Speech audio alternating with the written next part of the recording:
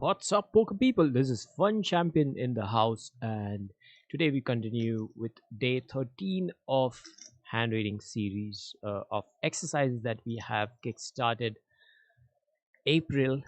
So let's get right into it. Day 13. Let's begin.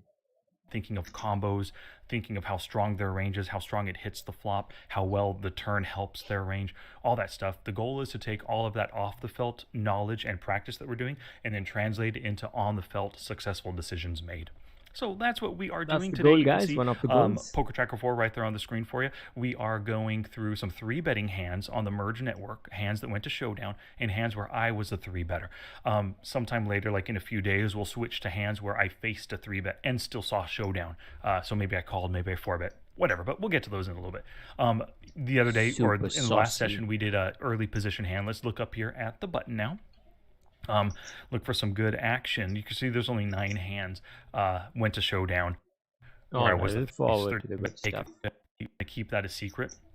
I'm going to assign myself a decent 3-betting hand, though, when we're doing this. And, of course, we use Flopzilla for all the practice. And then we also use Split Suit's hand reading templates, which, of course, you could see at the bottom of the screen, splitsuit.com/templates. Pay what you only 11 hands on the guy. He min raises, no idea what he has. He has, you can see, a 60 big blind stack. So that might be a consideration here. Make it 3.5x. Okay, understandable. Champion study time indeed. We should rename this series or something. We should make it study champion, flop champion, or stuff like that. That's cool, right? All right, let's get right into it. Small blind. So we have a min raise, and we call from, or we 3-bet from the button, and the small blind cold calls. All right, cold calling season. 2 callers. I don't know who the villain is going to be just yet. Let's see if somebody folds. Holy cow! Are we going to the river? Okay, so the villain is Shoni Cash here. We could take the time and try to range both villains, but for the fact that we aren't going to see Liquidate's Showdown, I don't want to take the time and range him at the same time. We could, but we won't do that. We'll just concern ourselves with Shoni Cash's decisions, knowing that there's 2 other players in the pot, so it could still be some pretty interesting hand reading practice that we're doing here. All right. So... see, okay, perfect. We've got Shoni Cash opened. We 3.5x'd it. So right now we're on the button. I'm going to give myself a pretty decent hand. Give myself pocket jacks. Oh, crap, I misclicked it. We all saw what he had. Well, it's okay. I meant to click on the table. I clicked on his hand. What a bummer. But that's okay. We'll still do the hand reading as best we can, assign him a range, and obviously now that we know his hand, we're going to keep it in. We're not going to delete it at any time, but what a bummer. I apologize for that, everybody, but you know, it's hand reading practice. Mistakes happen.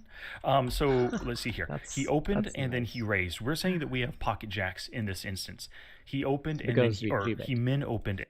So early position, min open, whatever, let's assign. Let's do our work. Early position, min open. We don't have many hands on them. So let's say they open all the suited. Yeah, that's the range. Let's give them. Sorry, let's give them this range. I didn't see this hand. I just started, man. I just started. Welcome to the stream. You've just begun. Let's just say early position is playing a little bit on the tighter side. Let's do this. And then raise. So let's start off by looking at just I was waiting. Let's start. I messaged you on WhatsApp. Like I messaged them back, and let's just finish this up in 20 minutes. I'll be right back, Cyclops. This is daily goal. I don't 2-bet ranges. I don't want to miss it now. You just started. Come on. Just give me we'll wrap this up in 30 minutes today. We are pros at this. And we got to keep that Queen 9 suited in, so we're going to give him a 25% range. Most likely, if I hadn't have seen that just now, I probably would have started him off with something like a 15%, maybe given him all the aces. I don't think I would have gone as low as Queen 9. But now that we know it, we're going to give him that. If he's able to min raise and then call with Queen 9, we're going to put every ace in his range. He's just an unknown player. We don't know much about him.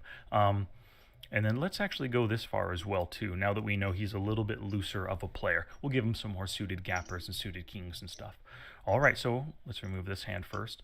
As it stands right now, 34%, 454 combos. Let's see. We All right, I only give them 3 bet 15%. Only on the 206 button combos in the versus range. According to me, a early position hand open. under the gun. Button 3 bet. Min open. And unknown under the gun. Min open. SB and UTG calls. Great. So flop. Whatever comes. Turn. River. 3 bet pot. Let's go. Go, go, go. I wonder what that parentheses 41 means. I don't know. So as a ton of different flush draws, a lot of different weird straight kind of hands in here with like gut shots and open enders that he could be flopping on this board. So, and you can see how kind of top card heavy it is. There's plenty of middle cards as well, but pretty top card heavy. So any kind of flop with like kings and jacks and queens and tens and nines, we're going to be kind of not worried about, but a little bit concerned about because it does hit his calling range so well. And the flop comes Jack 10 deuce, which hits him pretty strongly, I would assume. Jack 10, oh, what was the deuce? Diamonds. Jack 10 deuce. So, well, if we do have pocket jacks, we just hit top set right here. So we have 91% equity. Yeah. If we had something not as good, if we had the queens and overpair, 75%. So still pretty good equity either way. So, but you can see that this flop does give him plenty of flush draws.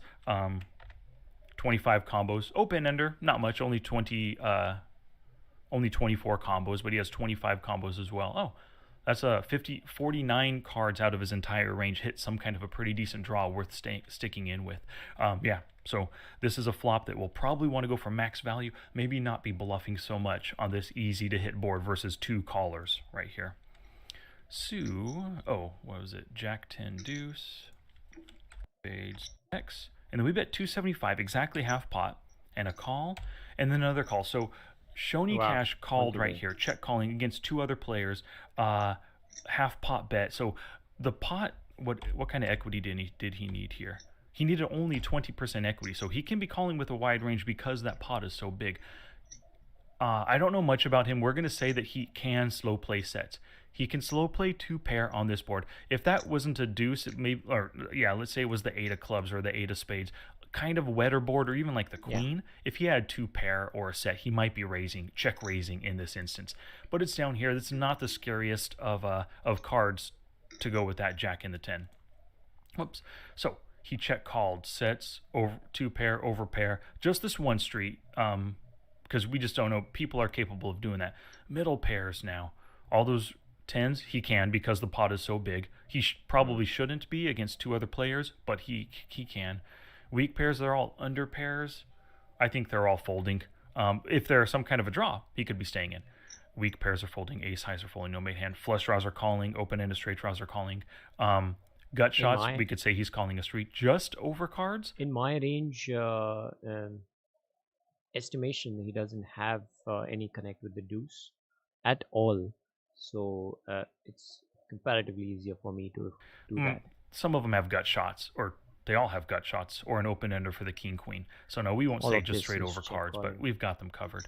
Two card backdoor flush. We don't know anything about the opponent. He might do that and just check fold on a non-diamond turn. So we'll keep that in at least. Gut shot plus the overcards, those ones, they're already counted with the gut shots, but that's fine.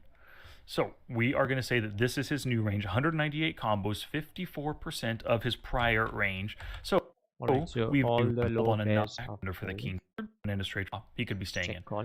Weak pairs are folding, ace highs are folding, no mate hand. Flush draws are calling, open-ended straight draws are calling. Gut shots, we could say he's calling a street just over cards.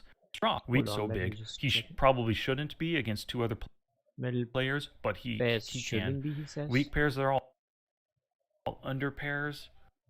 I think they're all folding. Okay, cool. He can't.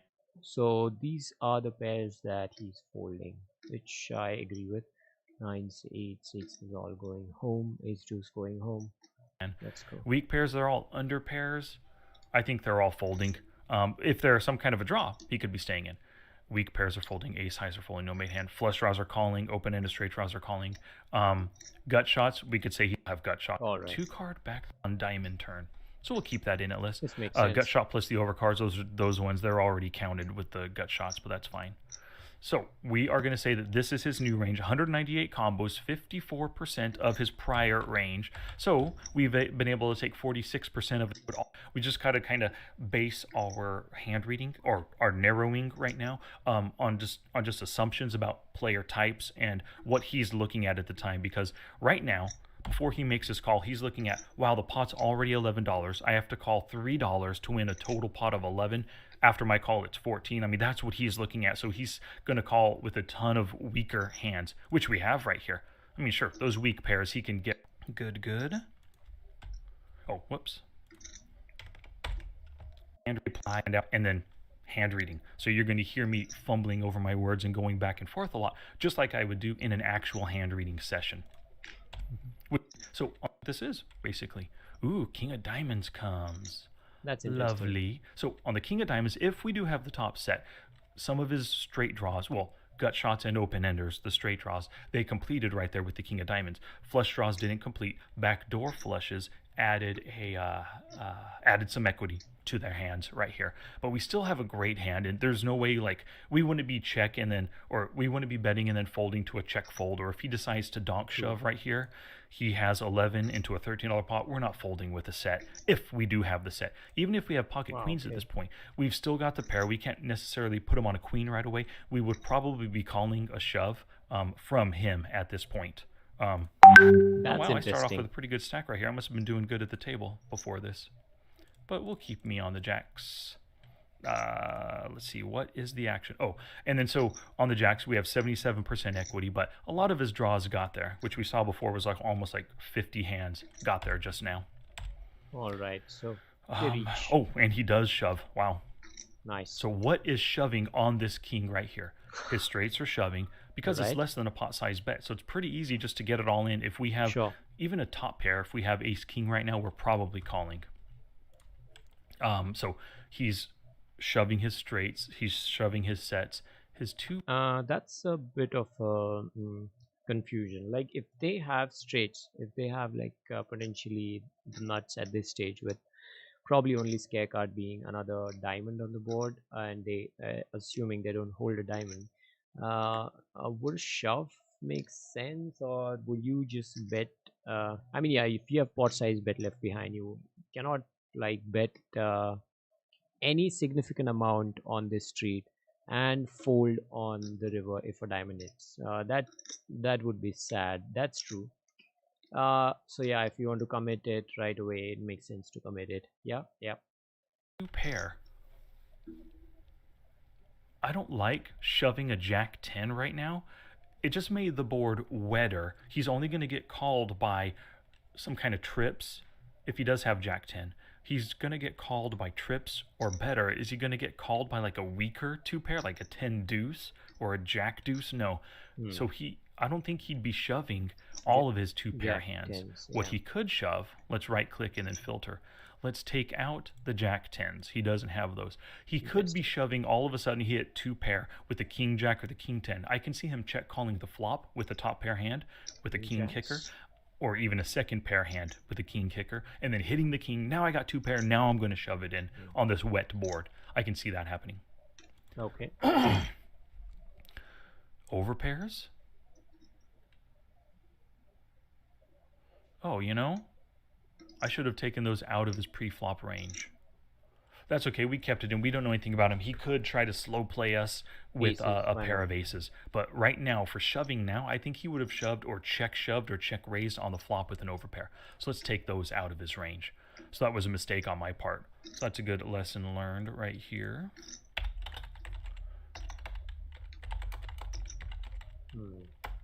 I don't know. I would intentionally keep in the overpairs on the flop. Like probably see a call on the flop and check raise on the turn. Some number of times, not all times, but at least some number of times. I don't know if you can read this in the video due to calling the 3-bet. What I wrote for a note for myself was forgot to remove queens are better, and ace king, possibly ace king, from his pre-flop range due to calling the 3-bet pre. Yeah, so I should have, at a minimum, I should have taken out kings and aces. Possibly queens, possibly ace-king. True. Okay, let's do that. Yeah, Let's so that's okay. I mean, we removed him from his range right now. They're out of his range now because I really doubt he has those overpairs. Actually, even straights, not straights, sets. Let's take out the kings because seriously, those shouldn't have been in there from pre-flop anyway in the first place. They really should not have been. Overpairs, top pairs now. Ace kings, those could be in there, and they could be shoving right now because they called on the flop with a gut shot. They suddenly hit top pair. Bam! I'm getting my money in. Pocket pair below top. I'm not going to say he has queens. Well, you know, he could have queens, actually, come to think of it. Okay, He could have just called, man, with the queens.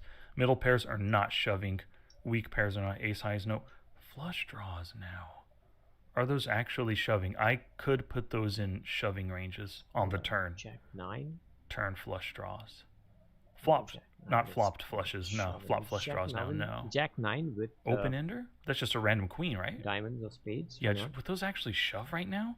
I don't think they'd shove. I think they'd check call. Diamonds, I mean. With even if they have like a queen 10 for a weak third pair hand with a draw. Nah, let's not say that. Interesting. Yeah, so I think that's what we want to keep in right there. No, good, okay. So we've narrowed him based on his shove right here. We've narrowed him down to 65% of his flop range and 117 combos.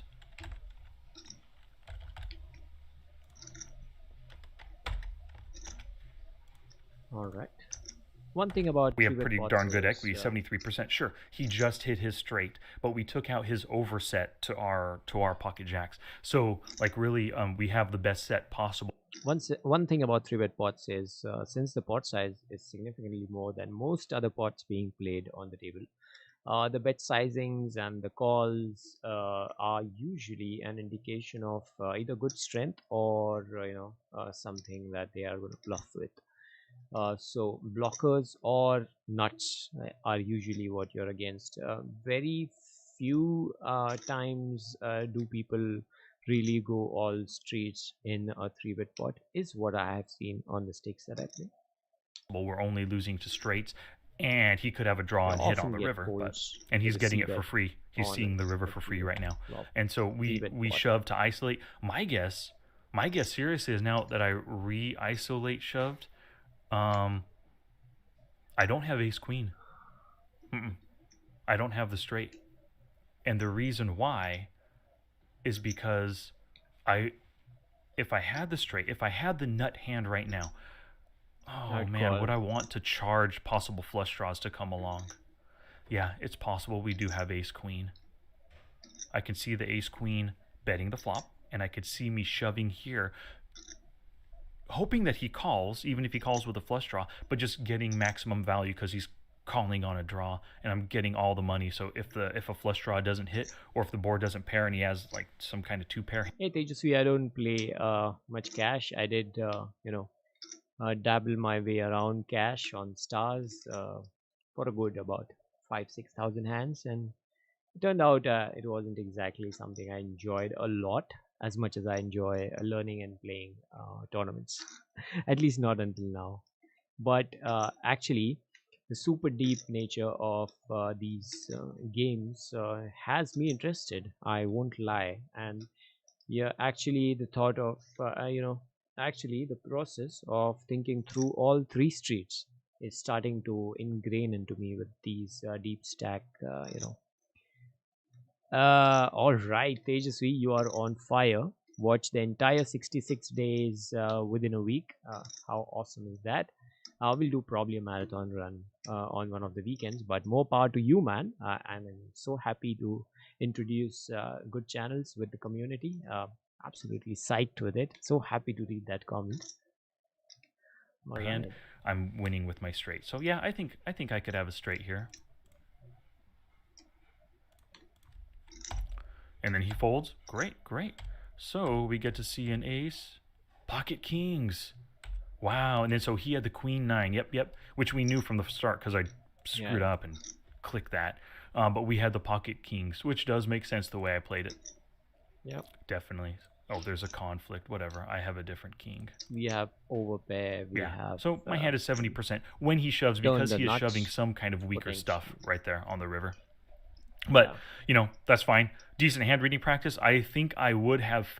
Uh, Ace queen off. Why would that not be in his range as well? And just floating the flop and making it on the turn is also possible. Bachelor with no responsibilities, probably the best time of our lives. All right, man. More power to you. I'd be glad to introduce a few more channels that I follow. If you haven't already, check out Finding Equilibrium. That's a brilliant, brilliant channel. And trust me, you cannot just go through it, like a binge watch. Yeah, this you can because it's so interesting and so much fun. And we want to do this every day. Check out Finding Equilibrium on YouTube as well if you haven't already. Insane amount of content, and I just love that level of detail and talk about player profiles, talk about what I would do with top of the range, bottom of the range, and what bluffs would I choose against what player types, and just insane amount of stuff. So if you want to go on another spree, check that out as well. Failed originally because I don't think I would have put a queen nine suited in his min raise and No, it's not way too advanced. Just look for the basics first and then go to the advanced ones. Um, there's also think out loud poker to solve for why poker, where if you have no, if you haven't looked at it, look at it first. Solve for why, and that series is all good poker players and all probably half of the poker players playing at the table you might have heard of them. So they are really good ones. They have these noise cancellation headphones on, and they actually think out loud. They talk about what they're doing. Like somebody gets ace 10, everybody is on mute, everybody is on deafen mode, sitting on the table live, and they are looking at ace 10. Okay, I'm early position, xyz player will not probably 3 bet. Think out loud. I knew that already. Fuck, why am I explaining it too much? Yeah. Solve for why exactly. All right, then we are all caught up. Oh, then again, if you haven't looked at Michael Lukic, probably look at their channel as well. In insane amount of solving and formulation and all good stuff on their channel as well. Probably will do one stream just discovering awesome channels and talking about what they have on their content. Yeah, the loads to do, man. calling out of position range. I really don't think I would have done that. Yep. So All right, this one was pretty straightforward in my opinion. 3 bet pot, ended we up with bet queen and nine get fold. called, and they turn their Pretty. nuts. It's just not much to discuss in this hand, except for the fact what hands would be shoving, uh, what hands would be shoving on the turn over there. 100. All right.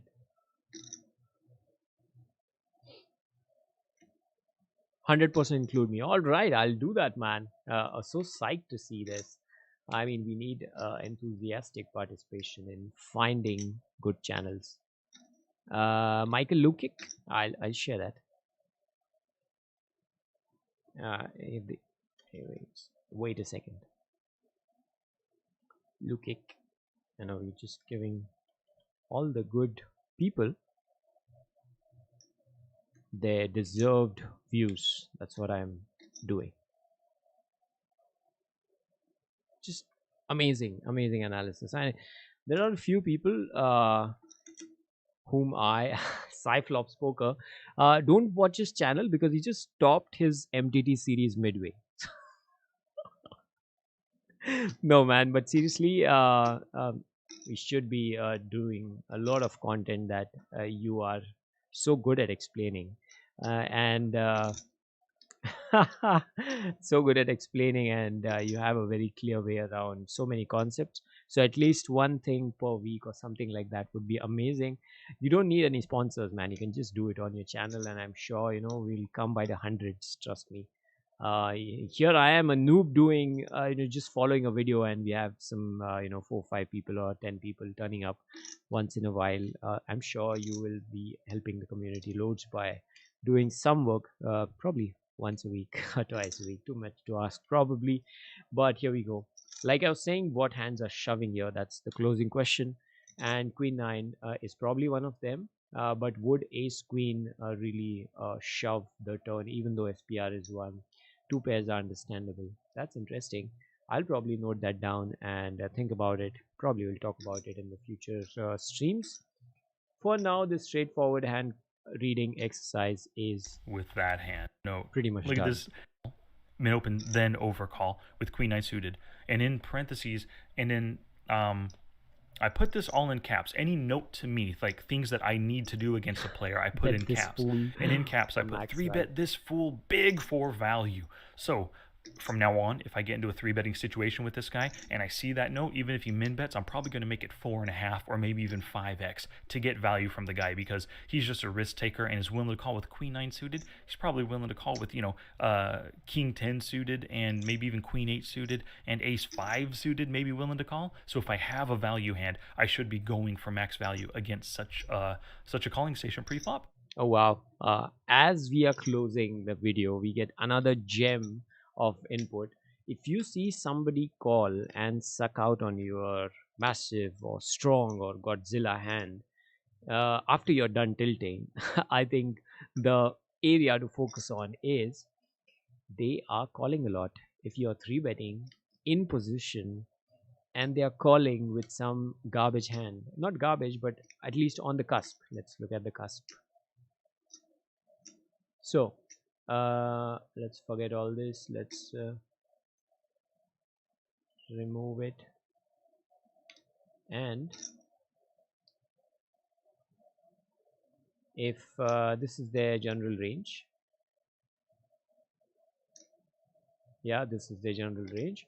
And if this is the way they open, and what we observe is they are not folding queen 9 suited, so they are not folding king 9 suited, so they are probably not folding things like ace 5 suited, ace 3 suited, which are absolute cusp of hands. If they are not folding ace 8 off, ace 9 off, then they are calling a lot of cusp hands which need charging heavily from our end. Like Sky says, we need to go at them for maximum value. If they suck out once, that's fine. That's only going to happen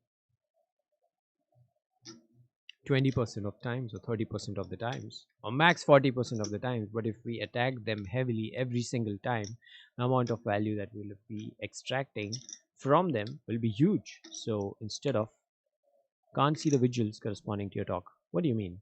Oh, my bad. Sorry. Okay. So I'll repeat myself again.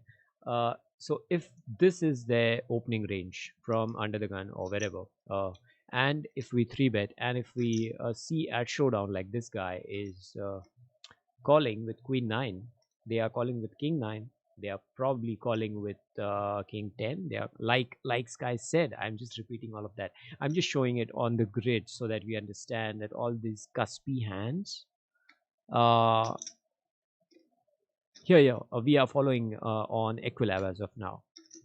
uh Ace 9, ace 8, ace 5. And if you want to talk about And with because Flopzilla, pocket king, all right, whatever. here we go. So Flopzilla. So if these are the cuspy hands in his range and he's calling them, ace 5, ace deuce, king 8, king 7, queen 9 was called. So if he's calling with king 9 and some offsuit like king 10 off, in that case it's going to be mad value that we can get from them in the event that the flop and turn don't conspire against our hand. But those jokes aside, this is one huge takeaway from today's stream. If you see somebody calling three bets light, we have to charge them all the more with value hands and less of bluff hands. All right, more linear, more aggressive. That's the takeaway for today. In case anybody has any closing comments, just let me know. I'll include them in the notes section and then probably have 1 hour of stream just to discuss the notes that I have and probably get you guys on call and we talk out in real time the experience that we have so far. Tejasvi and few other people. Molecule, I don't see him today. Cyclops is in. Piyush Ravi is in all the time, and sometimes Gopal, Imanshu, and these guys have also been joining offline. I know. So if we have questions, if we have to discuss something, we can all brainstorm. Have the questions in front of us. I feel the pursuit for answers is just never ending, but the right questions or properly framed questions help us think in the direction that we want to move in. That's it. That's the closing remark from my side. So I guess we'll just see each other tomorrow with day 14 of 66. Let's go. And since Tejasvi has already done all the 66, it'll be fun to see his inputs. After he has already seen all the spoilers. All right. Thank you so much. Bye bye. Have a good day.